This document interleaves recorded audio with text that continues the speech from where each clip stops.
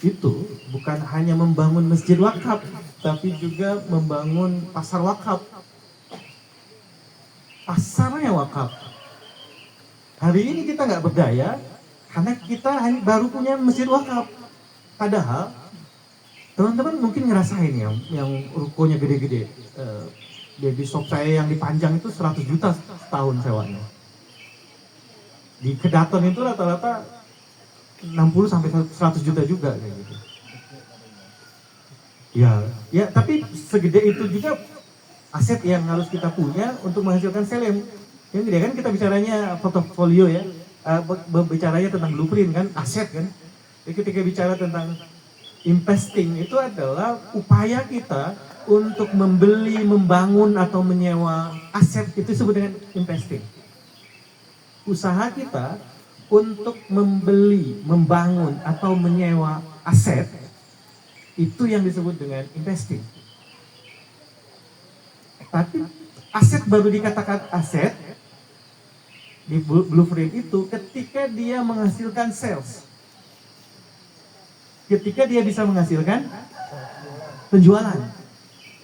Jadi percuma kita punya ruko yang gede tadi itu kalau dia nggak menghasilkan penjualan.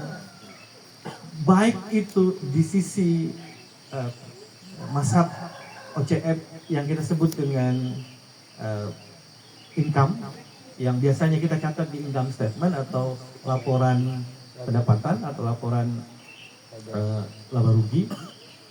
Karena ketika kita bicara income statement kan cuma dua outputnya, kalau nggak untung, dia rugi, atau BEP, pakpu. Jadi bisa tiga kondisi itu. Tapi biasanya kalaupun pakpu pasti dia kondisinya rugi. Karena biasanya teman-teman kadang lupa mencatat amortisasi atau penyusutan atau biaya penyusutan. Maka wajar kalau ada orang yang sewanya habis atau rukonya butuh perbaikan atau tempatnya butuh perbaikan, nggak punya duit karena sebenarnya dia tidak memasukkan biaya penyusutan di situ. Berarti rugi karena bisa jadi biaya penyusutan itu sampai 5% dari nilai aset itu. Jadi kalau misalnya sewanya itu 80 juta, berarti kalau 5% berapa?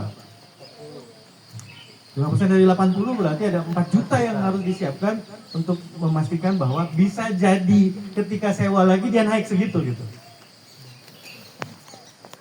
Karena ketika dia naik, kita nabungnya atau kita sisihkan dari keuntungan itu sama dengan tahun lalu atau tahun sebelumnya, maka ketika mau bayar lagi juga kadang nggak cukup karena si pemilik kios atau pemilik ruko sudah naikin lagi. Begitu juga kalau udah punya sendiri, butuh dirawat, butuh dicat, butuh mungkin kenaikan PBB kayak gitu. Kalau di Kedaton itu PBB-nya lebih dari 2 juta ya, 4 juta kalau di Kedaton itu.